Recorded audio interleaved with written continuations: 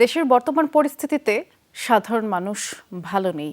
উদ্বেগ উৎকণ্ঠা বাড়ছে, মরার উপরে খাড়ার ঘা হিসেবে যুক্ত হয়েছে নিত্যপণ্যের বাড়তি দাম। আবার ইন্টারনেট না থাকায় কেবল তথ্য নয়, ঘরবন্দি মানুষ বিনোদনহীন কয়েকদিন ধরে। সব মিলিয়ে নিদারুণ অস্বস্তিতে সাধারণ মানুষ। এ অবস্থার দ্রুত পরিবর্তনের তাগিদ দিচ্ছেন বিশ্লেষকরা। দেশ জুড়ে চলছে কারফিউ, প্রশাসনকে সহায়তায় মাঠে সেনাবাহিনী। রাজধানীর গুরুত্বপূর্ণ পয়েন্টে চলছে তল্লাশি। রাস্তায় সাধারণ মানুষ নেই বললেই চলে। যারাও বেরিয়েছেন নেহায়েত বাধ্য হয়ে জরুরি কাজে। এত নিরাপত্তা, তবু গত কয়েকদিনের ঘটনায় ভুক্তভোগী মানুষের মনে এখনো ভয়, আতঙ্ক। চাকরির সুবাদে আমাদের রাস্তায় বেরোতে হয়, বেরোতে হলে একটা আতঙ্ক নিয়ে কাজ করি। হয়তো একটা আছে, তারপরে বের হতেছে, কারণ জরুরি ওই যে একটা অপারেশন ছিল। সবকিছু বন্ধ থাকলেও পেশেন্টের ট্রিটমেন্ট তো আর বন্ধ থাকা যাবে না। সবচেয়ে বিপদে দিন এনে দিন খাওয়া মানুষ, যেমন এই রিকশা চালক বাবু। বেলা 12টা পর্যন্ত একটি টাকাও আয় হয়নি তার। নিজের খাওয়া তো দূরের কথা, মালিকের জমা 150 টাকা কিভাবে দিবেন সেটিই তার বড় চিন্তা।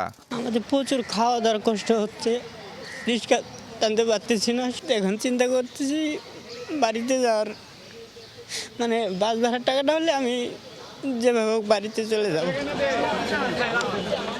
আগে থেকেই লাগামহীন দ্রব্যমূল্যের পাগলা ঘোরা, কারফিউয়ের অজুহাতে তা আরেক দফা নাকানি চুপানি খাওয়াচ্ছে সাধারণ মানুষকে।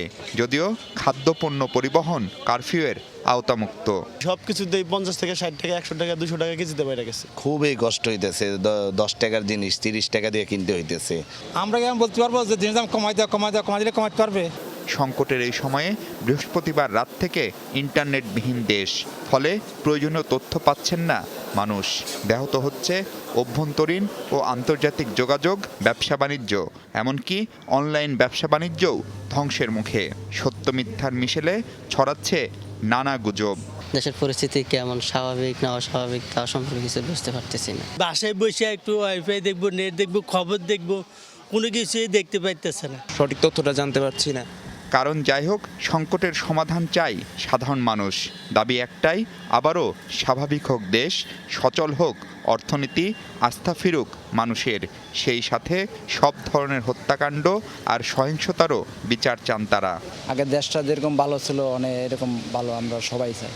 আমরা অনুরোধ করি খুব শীঘ্রই জানি আমরা শান্তিভাবে বসবাস করতে পারি। দেশের পরিস্থিতি ভালো হইলে আমাদের ভালো। আমরা চাই শান্তি, আমরা চাই আপনার মানুষের স্বাভাবিক জীবনযাত্রা। উইমেন এন্টারপ্রেনিয়রশিপ বলেন, আপনি অন্যান্য ফ্রিল্যান্স জবগুলো বলেন, সেগুলো তারা করতে পারছে না। এই মুহূর্তে সব কিছু স্থবির হয়ে আছে। ফলে কত মানুষ যে অর্থনৈতিকভাবে ক্ষতিগ্রস্ত হচ্ছে, সেটা খুব দ্রুত সময়ের মধ্যে কাটিয়ে তুলতে হবে, নয়তো বেকারত্বের প্রভাব কিন্তু আরও বেশি পড়বে। প্রত্যাশা, সংকট কাটিয়ে আবারও স্বাভাবিক ধারায় ফিরবে দেশ, দেশের মানুষ।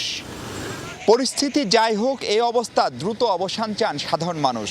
তারা বলছেন জীবন ধারণ দিনকে দিন কঠিন হচ্ছে তাদের, আর তাই সরকার, দায়িত্বশীল কিংবা সব রাজনৈতিক পক্ষ তাদের কথা যেন ভাবেন, কারণ শেষ পর্যন্ত দেশটা মানুষের জন্য। মাহফুজ মিশু, যমুনা নিউজ, ঢাকা।